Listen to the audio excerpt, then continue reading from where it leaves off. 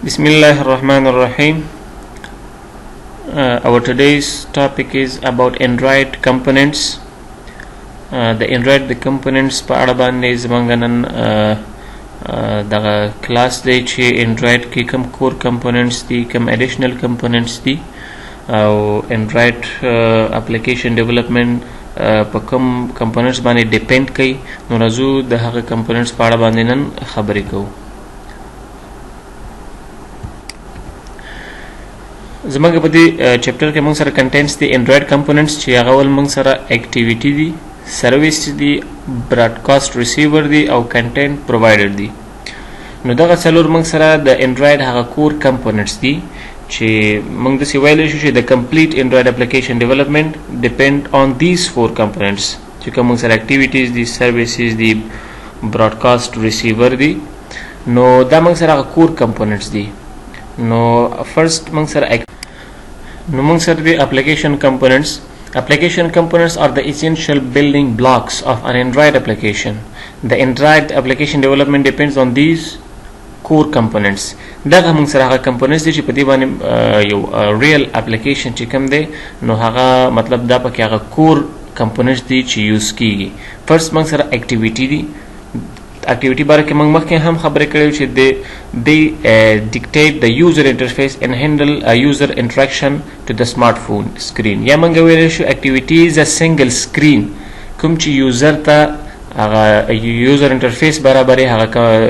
views او groups چې کوم دي د elements هغه ورته شو کیږي. نو که موږ وګورو Android کې چې په application screen په مخ باندې چې موږ سره activity دي، بل موږ سره services دي. They handle background process associated with an application. Broadcast receivers دي.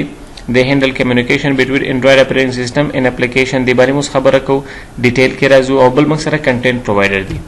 نو activity خو ما تاسو مخکې ویل چې activity کې موږ چې کوم کار کوو زمونږ ټول هغه user interface development چې کوم دی front end development چې کوم دی هغه activity ده. نو an activity represent a single screen with a user interface. In short, activity perform action on the screen. For example, an email application چې موږ سره کوم دی Gmail application موږ سره کوم دی دا خو موږ سره application دی که تاسو ته لاندې په دې تصویرونو کې وګورئ نو موږ سره چې کوم هغه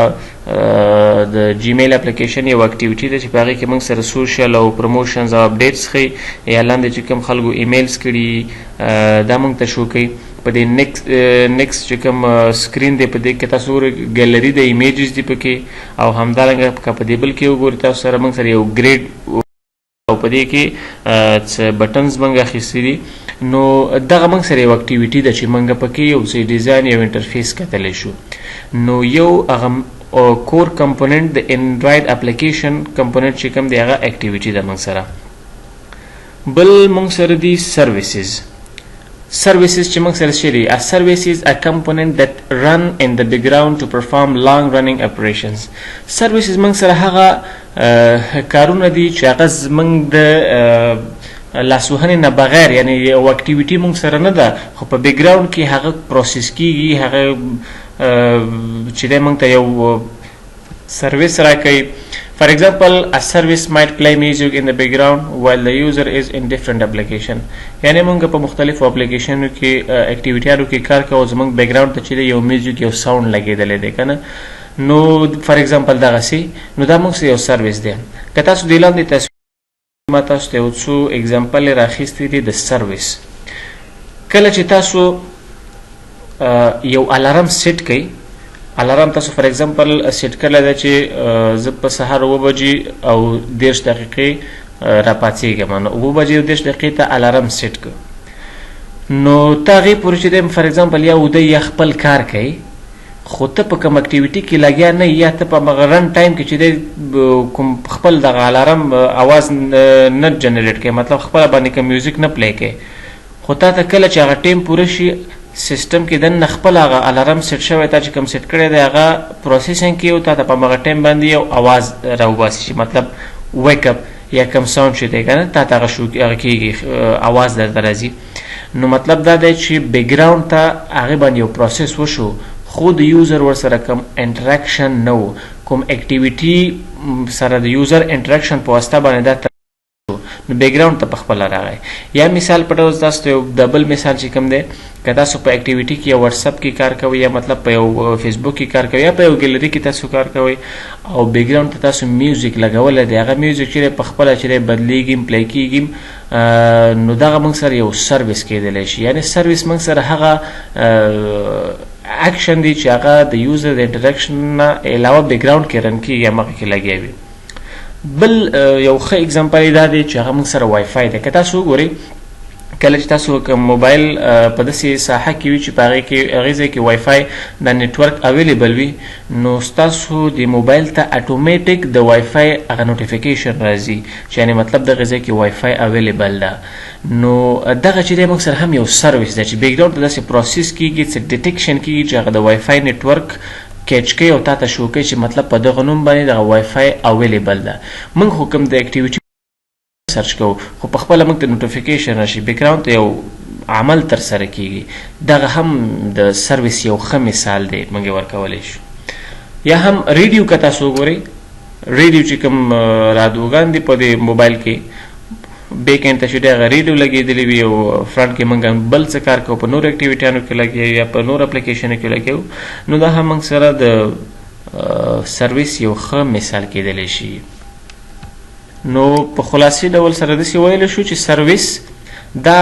موږ سره هغه اکشن دی یا هغه عمل دی چې د یوزر د انټراکشن نه علاوه چې یوزر که اکټیویټي سره انټراکشن نه کوي خو دغه ټاسک ترسره کېږي پرفارم کېږي که نه دا موږ سره سروسز دي. نیکسټ موږ سره دی براډکاسټ ریسیور. اوس راځو وایو چې براډکاسټ ریسیور څه شی دی. براډکاسټ ریسیور موږ داسې ویلی شو دا موږ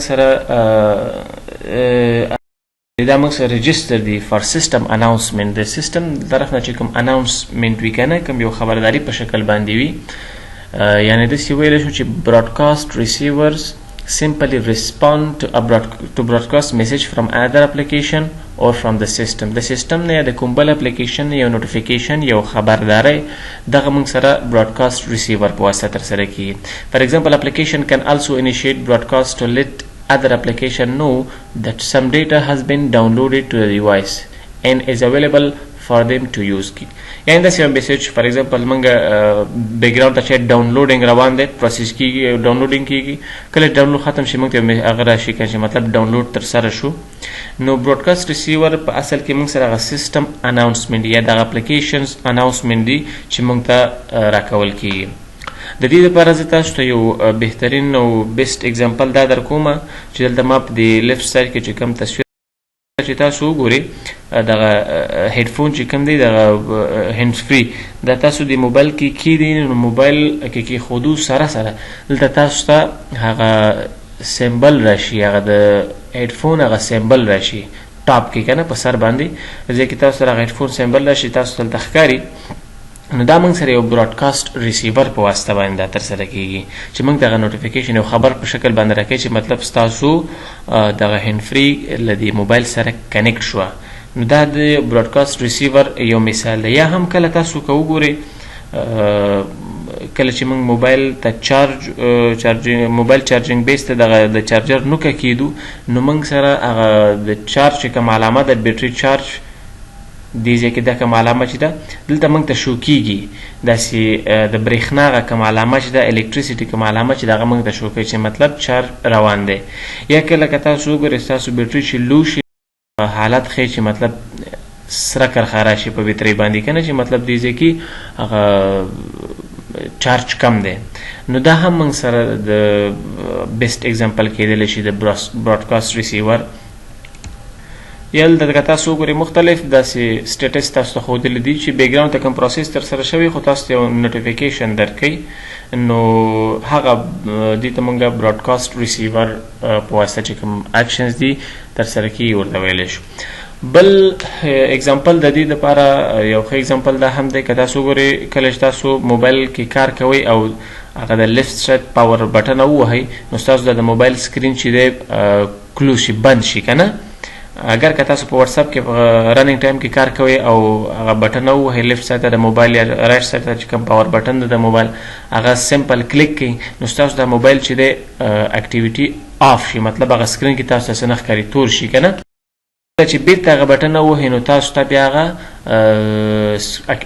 واتساپ یا چې هر اپلیکیشن تاسو استعمالوئ هغه تاسو ته بیرته هماغه ځای نه راځي. تاسو نه فار ایگزامپل فنګر پرنټ غواړي بیرته که نه چې ځکه تاسو پرې لګولی وي یا مطلب تاسو نه هغه چې کومه نښه ده یا کوډ درنه غواړي نو سیستم په دې څه پوهېږي چې مثال په ډول باندې دا اوس بیرته آن شو نو زه دې نه باید اوس پاسورډ وغواړم یا دې نه مطلب یا فیس ریکګنیشن ورنه وغواړم یا فنګر پرنټ ورنه وغواړم نو دغه ټول د براډکاسټ ریسیور په واسطه باندې ترسره کېږي. نو هیله ده چې په دې براډکاسټ ریسیور باندې هم پوه شوي وئ.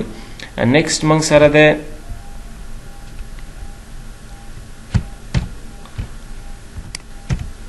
کنټینټ پرووایډر. کنټینټ پرووایډر یو مهم کمپوننټ دی. A content provider components supplies data from one application to others on request. په اصل کې داسې دی چې دا کنټینټ پرووایډر د دې په واسطه یو اپلیکیشن له بل اپلیکیشن څخه دغه ډیټا راخیستلی شي د ریکویسټ په ترو باندې.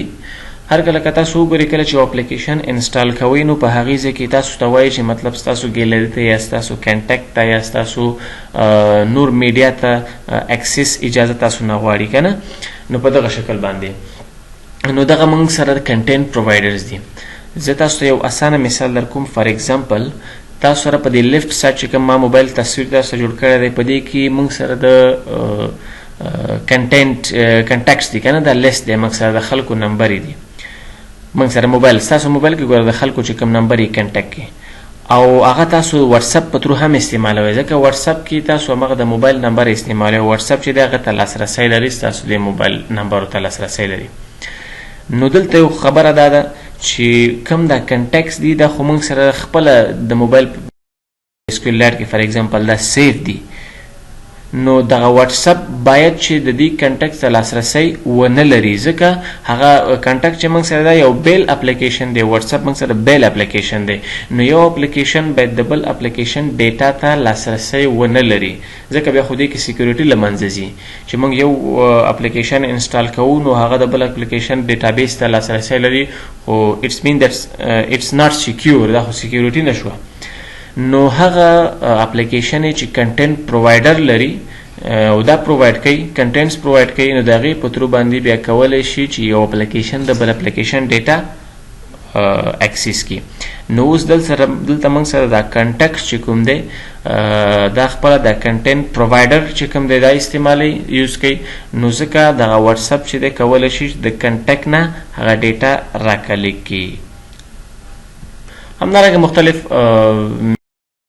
کنه چې یو اپلیکیشن د خپل کنټینټس چې کوم دي د خپل ډیټا چې کوم را ده دا د بل اپلیکیشن سره شیر کوي د ریکویسټ په ترو باندې که نه نو په دغه شکل کې لکه تاسو واتساپ استعمالوئ په هغه اول وخت کې هم تاسو ته راځي چې مطلب ستاسو کنټیکټ ته ستاسو میډیا ته دې ټول ته لاسرسی لري. اوس که تاسو وګورئ تاسو واتساپ کې خپل ګیلري نه ایمیجز چاته لیږلی شي چیټینګ کې که نه ساوند لیږلی شي ډاکومنټس لیږلی شي وغیره ټول لیږلی شي. حالانکې موږ سره ګیلري یو بل اپلیکیشن دی چې هغې کې موږ سره ایمیج سټور دی ویډیو سټور دی نو هغې هم کنټینټ پرووایډر لري چې هغې په واسطه واتساپ کولی شي چې له هغوی نه هغه ایمیجز تصویر وغیره راواخلي. نو کنټینټ پرووایډر موږ سره دا یو کمپوننټ دی. بل موږ سره اډیشنل کمپوننټس هم ډېر دي. دا موږ چې کوم وویلې دا کوم کمپوننټس چې موږ وویل دا د انډرایډ د اپلیکیشن کور کمپوننټس وو یعنی دا کور کمپوننټس او بل اډیشنل کمپوننټس پکې ډېر زیات دي چې باید سړي ته انډرایډ ډیولپر ته دا زده وي ځکه چې دا زده نو ریل لایف اپلیکیشن بیا جوړولی شي او که زده ورته نه وي نو ریل لایف اپلیکیشن تنها په هغه څلورو کور کمپوننټسو باندې جوړول بلکې نه کیږي نو خامخا باید نور کمپوننټس چې هغه ډېر امپورټنټ دي هغه باید یو از ا ډیولپر په حیث باندې هغوی ته زده وي. Now, there are additional components which will be used in construction of above mentioned entities, their logic and wiring between them. چې هغه موږ سره دي fragment دی views دی layouts دی intents دی resources دی manifest دی. fragments دی for example fragments ته موږ داسې ویلی شو چې represent a portion of user interface in an activity. موږ داسې ویلی شو چې fragment خپله یو سب اکټیویټي ورته ویلی شي که نه موږ په یو اکټیویټي کې داخل څو فرګمنټه یو نه زیات څو فرګمنټه موږ څه کولی شو هلته شو بل موږ سره ویوز دي یوزر انټرفیس الیمنٹ چې کوم دي موږ سره فار ایگزامپل بټن شو او ایډیټ ټیکس شو ټیکس ویو شو چیک باکس شو دغه وغیره موږ سره کوم چې دي دا موږ سره ویوز دي نو دی باندې به د دې په یوزیج باندې به موږ باید پوه د دې په اټریبیوټس باندې باید موږ پوه شو بل لیاوټس دي موږ سره لیاوټس یا ویو ګروپ چې ورته وایي چې کوم لیاوټ موږ سره یو سټرکچر دی چې په هغې کې داخل موږ ویوز څه کوو هغه سیټ کوو بل موږ سره انټینټ دی بیسیکلی what is intent this evaluation intent is one of the most important and most used app component of Android application intent په واسطه موږ څه کولی شو چې یو اپلیکیشن له بل اپلیکیشن نه کال کولی شو یا مطلب یو اکټیویټي راکال کولی شو د هغې په واسطه یا مطلب یو اپ کمپوننټ نه بل اپ کمپوننټ کال کولی شو دغه په واسطه باندې ترسره کیږي میسیجز وایرینګ کمپوننټس ټوګیدر مطلب دغه کمپوننټو دغه اپلیکیشنو او همدارنګه دغه اکټیویټیانو ترمنځ چې کوم هغه د کمیونیکیشن دی هغه د انټینټ په واسطه باندې هلته ترسره کیږي بل ریسورسز دي موږ سره مختلف ریسورسز دي چې هغې کې ایکسټرنل الیمنټ هم شته دی او انټرنل هم شته دی موږ سره سټرینګز دي کانسټنټس دي ډرابل کې موږ سره پکچرز دي دغه ټول موږ سره ریسورسز دي چې موږ په تیر ویډیوګانو کې په هغه منیفیسټ او جاوا او ریسورس فولډرو کې موږ دا ټول تشریح کړي دي او همدارنګه منیفیسټ دی چې کنفیګریشن فایل فار د اپلیکیشن هغه د فایلونو کنفیګریشن د اکټیویټیز کنفیګریشن او وغیره دغه ټولې خبرې په منیفیسټ کې وي چې په تیر ویډیو کې موږ په دې باندې کار کړی دی سو دا موږ سره د انډرایډ هغه کمپوننټس و چې موږ سره زموږ په آوټلاین کې موجود و موږ نه پاتې وو او موږ تر دې ځایه موږ چې د انډرایډ ارکیټیکچر کې هم کار شوی دی پروجیکټ سټرکچر کې هم کار شوی دی کمپوننټس اف انډرایډ موږ نن وویلې انډرسټینډ اباؤټ ډفرنٹ کمپوننټس اف انډرایډ دې کې هم موږ کار وکړو چې موږ سره کوم اډیشنل کمپوننټس دي ویک فایر کې موږ سره اکټیویټي باره کې هم موږ خبرې کړي اکټیویټي لایف سایکل هم موږ ویلی دی او ریسټور انسټنټ سټیټ کې انشاءالله خبرې کوو او له هغې نه وروسته چې دی دا به هم ځکه چې دا سمال ټاپک دی د دې تر څنګ دا به هم ورسره وای او نور پریکټیکل ویډیوګانې د انډرایډ کوم ویوز دي هغې سره او د بیک اینډ د جاوا کوډ دغه ټول انشاءالله ترسره کوو په نیکسټ ویډیوګانو کې داسې به طریقه به وکړو چې تنها په دغه باندې به بسنه نه کوو ځکه چې دا سمپل ټاپک دی بیخي اسانه دی نو موږ کوشش کوو چې یو څه پریکټیکل سیکشن طرف ته زیات توجه وکړو هغه طرف ته لاړ شو لیاوټس دی لینیر لیاوټ ریلیټیو لیاوټ دی بیا ویک 9 کې موږ سره یوزر انټرفیس ویټ دی نو موږ کوشش کوو چې دغه هر څه له مخکې نه کور کړو تر څو یو څه نور پکې زده کړو نو انشاءالله تاسو دا ویډیوګانې فالو کوئ پریکټیکل سیکشن کې انشاءالله په ډېر څه باندې موږ کار کوو السلام علیکم